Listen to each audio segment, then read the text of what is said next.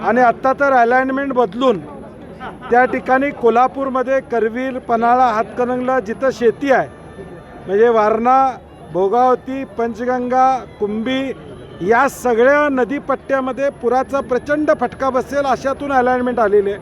आणि म्हणून आमची सरकारला मुख्यमंत्री महोदयांना विनंती आहे की हा गरज नसलेला शक्तिपीठ रद्द करावा अशी आमची भूमिका आहे. नाही, अजून गट नंबर जाहीर झालेले नाहीत, कारण की हा टेंटेटिव्ह आराखडा व्हॉट्सॲपवर फिरतोय, खरा आहे खोटा आहे आम्हाला माहीत नाही. त्यामुळे ऑफिशियल ज्यावेळी गट नंबर जाहीर होतील त्यावेळी गावागावामध्ये मेळावे घेऊन त्या संदर्भातली भूमिका जी काय आहे ती प्रखर केली जाईल. आज खरं तर अंजली दमानिया यांनी खराब प्रकरणामध्ये अनेक नेत्यांची नावं जाहीर केलेली आहेत. दीपक केसरकर पाटलांच्यापर्यंतची नावं सगळी जाहीर केलेली आहेत. कसं बघता या सगळ्या संपूर्ण प्रकाराकडे, कारण राजकारण्यांची खूप नावं आहेत. नाही, मला वाटतं खरात प्रकरण वेगळ्या पद्धतीनं हाताळलं गेलं पाहिजे. ह्याची गृह खात्याला माहिती 3 महिन्यापूर्वी होती अशी आमची माहिती आहे. मग 3 महिने ही माहिती का थांबवली होती?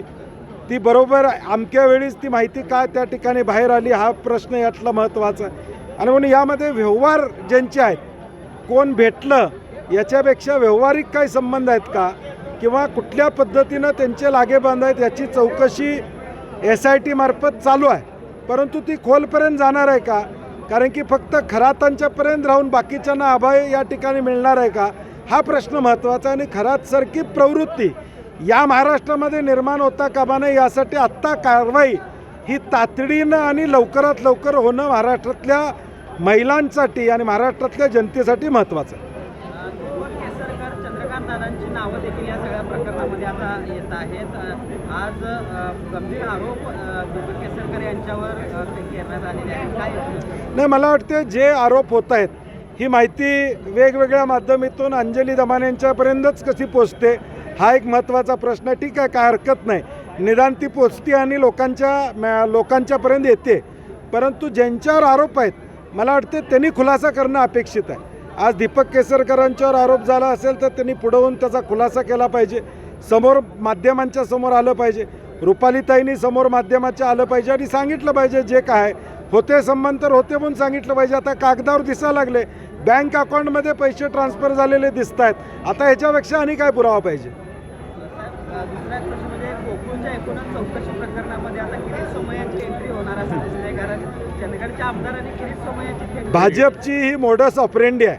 ज्यावेळी एखादं प्रकरण पुढं करायचं असेल त्यावेळी किरीट सोमय्या ते तारण हरतायत भाजपचे.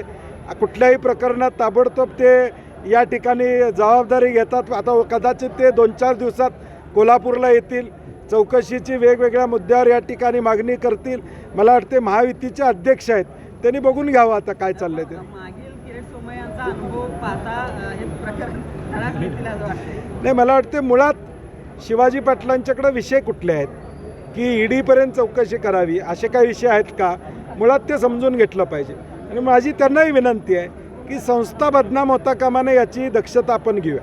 विधानसभेच्या राजकारणातून गोकुळला आपण टार्गेट करू नये अशी माझी त्यांना विनंती असणार आहे. कारण की शेवटी जिल्हा मध्यवर्ती बँक असू दे, गोकुळ असू दे, या 2 संस्था या जिल्ह्यामधल्या लाखो शेतकऱ्यांचा तारण अर्थ आहेत. आणि मग त्या बदनाम झाल्या तर मग लोकांचा बघण्याचा दृष्टिकोन या ठिकाणी होतो. आणि ऑलरेडी संचालक मंडळात आमच्या उलटे निवडून आलेले 4 लोक आहेतच ना, ते प्रत्येक बोर्ड मिटिंगला सह्या करतात, त्यांची हाजरी आहे बोर्ड मिटिंगला, अजेंडावर त्यांची सही आहे, जे ठराव मंजूर झाले त्याच्यावर सही आहेत. त्यामुळं मग त्यांनी काय बघितलं नाही का असं म्हणायचं आहे का त्यांना? महापालिकेत साहेब सगळ्यांना सोबत घेऊन आम्ही कारभार करू असं सत्ताधाऱ्यांकडून सांगण्यात आलेलं होतं. तर आज ज्या कार्यालयाचं तुम्ही उद्घाटन केलं ते मिळवण्यासाठी देखील नाही, ठीक आहे, थोडा निवडणुका झाल्यानंतर थोडा संघर्ष असतो. परंतु सुदैवानं महायुतीच्या सत्तेत असणारे महापौर असतील, उपमहापौर असतील किंवा स्टँडिंग कमिटी चेअरमन असतील, या सगळ्यांनी सामंजस्याची भूमिका घेऊन, कारण की शेवटी दुसऱ्या बाजूला 35चा आकडा देखील मोठा आहे. आणि शेवटी निवडून कशासाठी आलो आहे आम्ही? या कोल्हापूर शहराचा विकास करण्यासाठी आलो.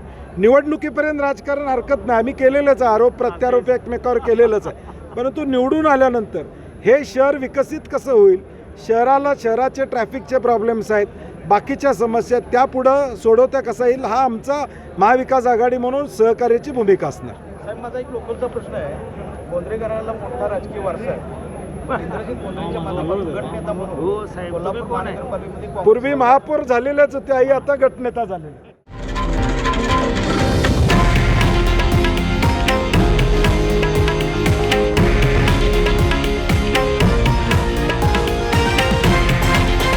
हे आहे देशातील नंबर 1 न्यूज नेटवर्क आणि आपण पाहत आहात TV9 मराठी, एकमेव.